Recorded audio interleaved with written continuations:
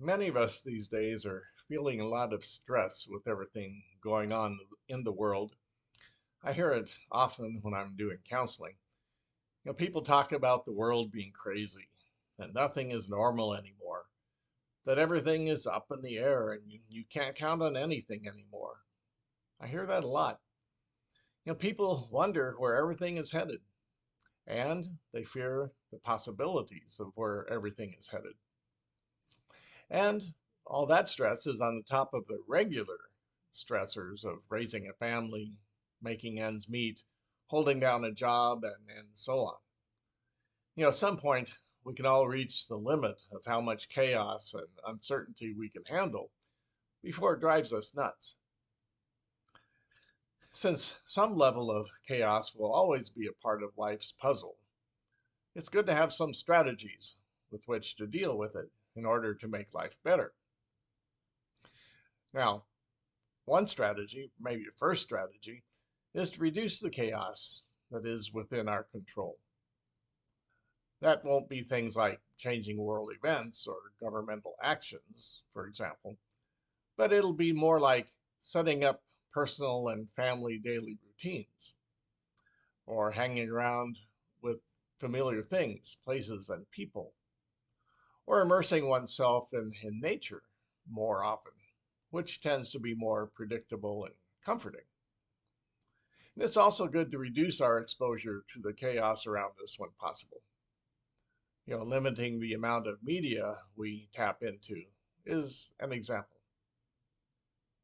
Now, another strategy to handle all the chaos and stress has to do with adjusting how we are thinking about and looking at the chaos around us.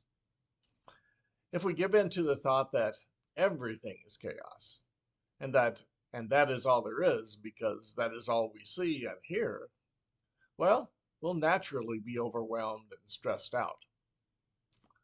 But if we can hold on to a different, maybe a broader view of things, we might be able to reduce the stress to more manageable levels. A helpful image or analogy along those lines came to me the other day as I was listening to someone speaking about the difference between weather and climate. He said that some people have trouble believing in climate change because they get climate confused with weather. He said that weather is what you see when you look out the window. It may be hot or cold or rainy or sunny or snowy or foggy. Weather changes all the time, and it's localized in a specific place. My weather in Kansas City will be different than my friend's weather in San Francisco, for example. And weather, as we all know, is chaotic at times. Now, climate, on the other hand, is the bigger picture. The Earth's climate includes all the different weather events on the globe. Climate change describes the gradual and long-term movement of the Earth's climate, regardless of what weather is happening in any area at any one time. To get a sense of climate and climate change, a person can't just look out the window. They must measure the gradual movement of global climate over time. It's more difficult to see any change in climate compared to changes in weather. So we weather experts have to rely on climatologists to give us an idea of where the climate is going. And that involves a certain level of trust in those professionals, without which we'll see only the chaos of the weather out our window. The chaos we see as we watch the daily news is our, quote, weather, kind of. It's all over the place, changing frequently. But it's the smaller picture in the bigger scheme of things. It's what's happening to us at the moment and can make us crazy if that's all we see or all we think there is. To stay sane, we need to trust that in the bigger picture, something else is happening, that there is something bigger at work.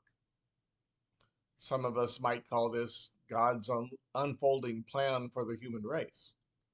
Others might call this human evolution or the evolution of human consciousness. I think Dr. Martin Luther King Jr. was describing this climate dynamic, if you want to call it that, when he said, "The arc of the moral universe is long, but it bends towards justice." He was dealing with the chaos, all that chaos during the civil rights movement. Now, what enabled him to keep going and not go nuts, I think, was holding on to the idea that the overall direction of history was heading toward greater justice and equality among human beings, even though it was difficult to see that in the midst of the chaos at the time. We have to deal with the chaos in our present moment as best we can, as we have to deal with the weather the best we can. But to stay sane and reduce anxiety and stress, we need to hold on to the belief that there's something happening beyond just our own limited perception of what we see going on. It's difficult because that bigger picture is not as obvious as what we see out our window. But we can get glimpses of it if we try. Maybe we see it in the increase of voices calling for nonviolence, or the numbers of organizations helping with the basic needs of people around the world. We have to work at it to see the bigger picture, because it isn't always obvious. And maybe above all, it takes trust and faith that God has the bigger picture well in hand. If we believe that, anxiety, stress, and fear might not go away entirely, but they won't be ruling our lives.